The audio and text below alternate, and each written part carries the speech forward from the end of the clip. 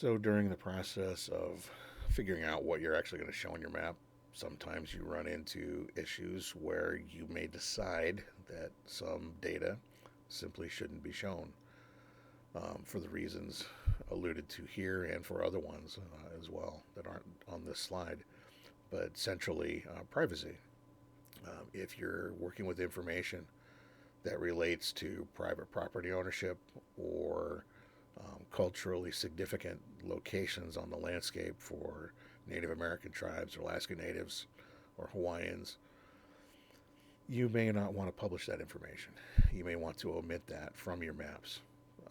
And there may be very good moral and legal reasons for doing so, for protecting the identities of those private citizens who like to protect their privacy, preventing fossil beds and significant archaeological sites from being dug up by essentially thieves who are going out and stealing artifacts and bones and selling them on the black market. You may want to omit things like the locations of pipelines, like gas pipelines, oil pipelines, even electrical lines underground. Um, the locations of climate stations out in the wilderness, exactly where those things are. And we want to protect those in part from vandalism. Folks wandering around and deciding that they just want to, shoot something up just because it's there. They'll take a shotgun out and blow up a climate station just for fun. And so we may not want to publish those types of things on the landscape to avoid those potential outcomes. Some of the other things that we might want to avoid is to think about our unintended economic consequences of showing simple landscape information, such as here showing faults, meaning geologic faults that intersect parcels like property. Um, if you publish that kind of a map, that may be good for public safety concerns, but it may not be great for the developer who's trying to sell household parcels out of a new development in a new subdivision around town.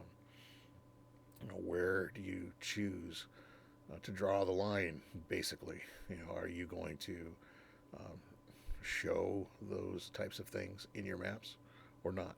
Should you omit them? Should you not? Sometimes we don't have a choice. We are being compelled by our employers to show those things no matter what, no matter what the consequences might be. Sometimes we may be compelled to not display those things, no matter what our personal feelings might be. But one of the things that I'll emphasize here, the economic consequences is something that you would need to work out more or less with whoever you're working with. But I would argue that whenever possible, protect personal privacy of property owners when you can, and if you can modify your maps so that you're protecting these sensitive types of information, sensitive areas on the landscape that we would prefer for one reason or another not to be disturbed, to be left alone, to make those types of decisions to protect those areas. With this slide, we're examining the idea of cartographic generalization. Although there's a lot of words shown here with these different diagrams, there's really only two things that are happening: simplification and exaggeration. Most of the examples here are simplification. Two of them might be exaggeration. So let's quickly go through them and see what's going on. The example that we're seeing here called refine is taking a very complex multilinear feature, a river network, and then taking out the things that we don't necessarily need to have to understand the river. So we're refining basically the geometry a little bit, and essentially simplifying what it is. Below that, Price is using the word simplify to refer to, in this case, maybe either a stream or a road, and we're taking out a lot of the individual curves and twists on the road and making more of a straight line approach to it. Again, simplifying geometry. Okay. Aggregation is taking multiple um, individual features and combining them into one feature. So here we might be saying there's 5 different outcrops of a rock type, um, maybe basalt outcrops. And on the map, well, we know that there are 5 distinct pieces of that protrude and rise up from the land surface. But the only thing we really need to signify on the map is here's some basalt, and we can aggregate those things together into a single symbol. And it makes, again, simplifying the map process. There's only one thing we need to do there. We're not really distorting the truth, but we're simplifying a little bit simply for map purposes, what we have to actually draw. Related to that, just below it, collapsing features. So we take the complex geometry of those 2 buildings and we collapse them to a symbol for a building. And so we don't have to trace the outline of every single building. We can just use the same symbol repeated time and time again on the map, which speeds the map process up significantly. Moving to the other column of figures, reclassifying is as another form of simplification where we take different related polygons. In this case, maybe they share a characteristic, and we dissolve the polygon boundaries and then recolor them to show a different distribution based on whatever that feature was. So we're just eliminating some complexity there, again, simplifying the map. Typifying is kind of related to aggregation. So here we've got multiple buildings, many of them in the left-hand side, and on the right-hand side, fewer. So typifying is reducing the number of distinct individual features, kind of like aggregation, and you wonder, well, why are we using different words? Well, cartographers are like any other science. They like to have lots of different words to signify the same thing. So that's what's happening there. Typifying is very similar to aggregation. And we move into the last 2 examples here of generalization. And they're kind of exaggerating things. So I would call these forms of exaggeration. Displacement is where we are on the left seeing a road intersection. But we really want to emphasize that there's a road intersection there, and those are 2 different roads coming together. So the cartographer makes a choice and moves the road, the stem road coming into the main road on the left-hand side, moves it slightly away from the intersection to emphasize that that is a distinct road segment from the others. It's not just a continuation of the little road segment on the right-hand side of the main road. So displacement is something, it's exaggerating the fact that there is a complex road intersection there. It's not just a simple intersection between 2 roads at right angles, but it's an intersection of 3 roads. Okay. The last example on this page is exaggeration, where we're taking, think of this as probably, although it's colored wrong, a lake with an outlet. So a stream that flows out of a lake. And we really want to emphasize, for some reason, that stream compared to the surroundings. So the cartographer chooses to exaggerate its size a little bit to make sure that we notice it. Okay. And so these are just different techniques primarily that we're using to simplify the complexity of the environment down to a more manageable symbol. And in some cases, we need to modify where those symbols are located or change their size in order to emphasize them. One of the most fundamental selections that we make in the map making process is what projection to use or not. If we're not using a projection, then we're using geographic coordinates. Remember, geographic coordinates are 3D coordinates on the globe. which is what the map on the left is depicting. That's actually geographic coordinates from a globe displayed in 2 dimensions on the computer screen. And that's almost always something we're going to avoid using in analysis. We want to use projected coordinate systems because projected coordinate systems are far better at measuring distances and areas on the Earth's surface. So it comes down to what projection family am I going to use and what specific projection am I going to use that best fits and matches my study area and does the best job possible of depicting the topological relationships between what's in the map and what's on the Earth's surface. So, which family type of projection might you choose? We have 3 major families that we're considering in this class: cylindrical, conic, and azimuthal. Cylindrical being tangent at a line wherever that developable surface is in contact with the globe, tends to preserve shape and direction, and distortion increases away from that line of tangency. With conic projections, they can be tangent or secant at 1 or 2 lines of longitude, usually at a continental level, and preserving distance and area relationships very well. These are very good for showing continents in the northern or southern hemisphere. The cylindrical projections, I forgot to mention that, are really good at focusing in on the equatorial zone where that line of tangency is. And of course, you can invert that and have a transverse Mercator projection, which is oriented north-south instead of east-west. The azimuthal family is where you have your developable surface tangent at a point, and it's very good at either preserving, conserving distance or area relationships and focusing in on a point. So these maps, as we mentioned before, very good at focusing in on the northern and southern polar regions, or if you need to focus in on a point location anywhere on the planet. So with projections, remember that the distortion factor is always going to be there. In this case, what we're seeing are 2 different examples of projections, or maybe not projections. The top one is a Mercator.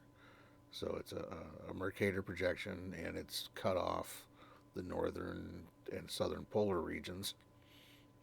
And some of the things we can see on that map, remember, Mercator and cylindrical maps tend to distort more the further away you are from the equator. And so what we're seeing here is the enlargement of Greenland, Alaska, Canada, and especially Russia. So the Mercator map is famous not only for navigation during the time of imperial expansion by European powers, and being the map that was used pretty much, or the map projection that was used by explorers for many, many, many years. But it was also used for propaganda purposes during the Cold War to demonstrate the power of the Soviet Union by the size of the Soviet Union as it's distorted on this map projection. The one on the bottom is more of a geographic projection, and there we can see the distortions when you're trying to, that it can occur when you're trying to show the 3D unprojected data as a 2-dimensional surface. And that map really isn't very usable. It's kind of horrible in what it's doing to the shape, size of the continent of Antarctica, especially in the northern polar regions. Just not a good choice to use.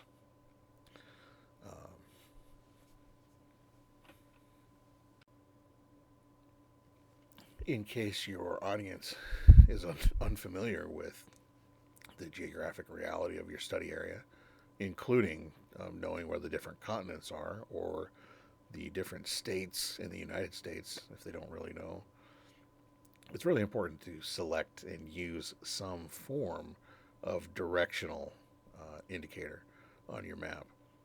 And what people will almost always do automatically is throw in a north arrow. And north arrows, you can use them. You need to make sure that they are actually oriented towards north. In this example here, it is not. The north arrow is pointing to the top of the page. It's not pointing north.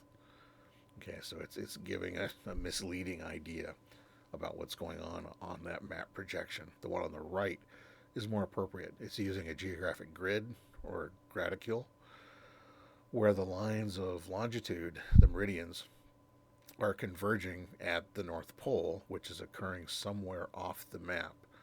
So it's showing where north is no matter where you are on the map. Now, if you were to throw that north arrow in there, in order to use it appropriately, it should be oriented toward the North Pole. So you just grab it in the editor and then swivel it around a little bit so that the point of the arrow is actually pointed north. Related to this idea of the geographic grid, inherently in all maps, we've got scale, but on projected maps, we really shouldn't use scale bars. Projected maps are distorting distance generally, and scale is inconsistent on many of the maps. So it's just something to probably not use on many of those, especially when you're looking at global scale or very large continental scale maps. You're probably better off omitting a scale bar and including a geographic grid. Because remember, the geographic grid actually does measure distances in degrees, minutes, and seconds, and we can convert those to miles or kilometers if we need to.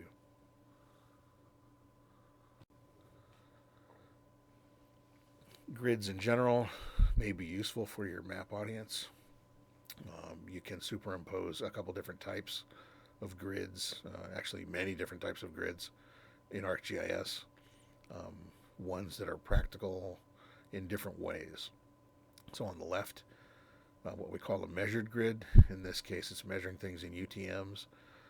So it's actually something you can use to plot UTM coordinate locations on the map.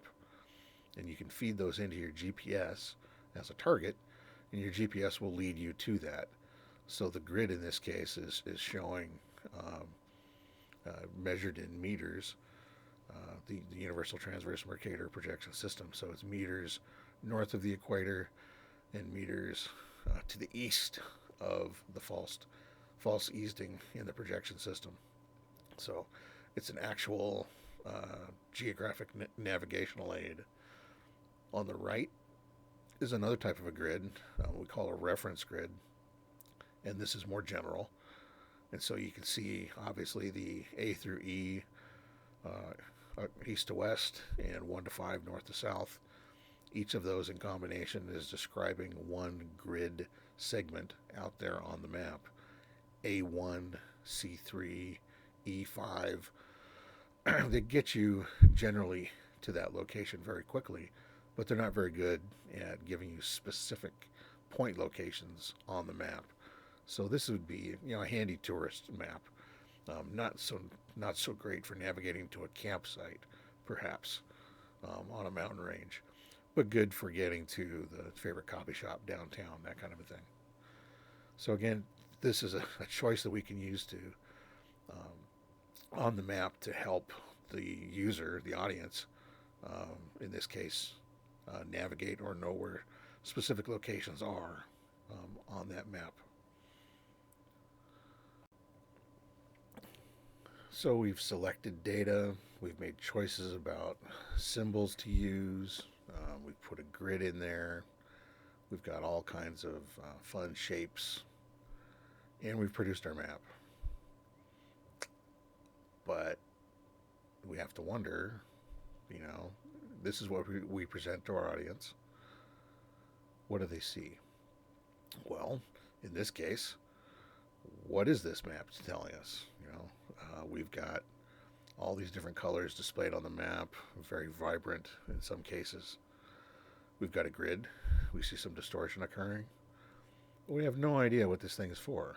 There's no other information that we expect to find on a map to help us understand what it is. It's displaying something at minimum. It's showing us the shapes of different countries. We can deduce that from the color pattern and the actual squiggles that are on the map. Other than that, we have no idea what's going on. There's no numbering for the geographic grid. There's no map title. There's no legend. There's no written information. The map is pretty much useless for us. Okay. So all the work that we put into creating this thing, however much it was, is all for naught because our audience has no idea what we're doing. Okay, so the selection process alone is important. All the different things that we're going to put into the map, and then as we learn later on in this lecture, the different ways that we can make those things look and combine them together in order to tell a story. But the map has to make sense in the end. You can't just produce a graphic like this and give it to someone and say, here you go. You know, there's more information that the audience is going to need in order to interpret what's going on. Otherwise, we've wasted our time in producing this thing.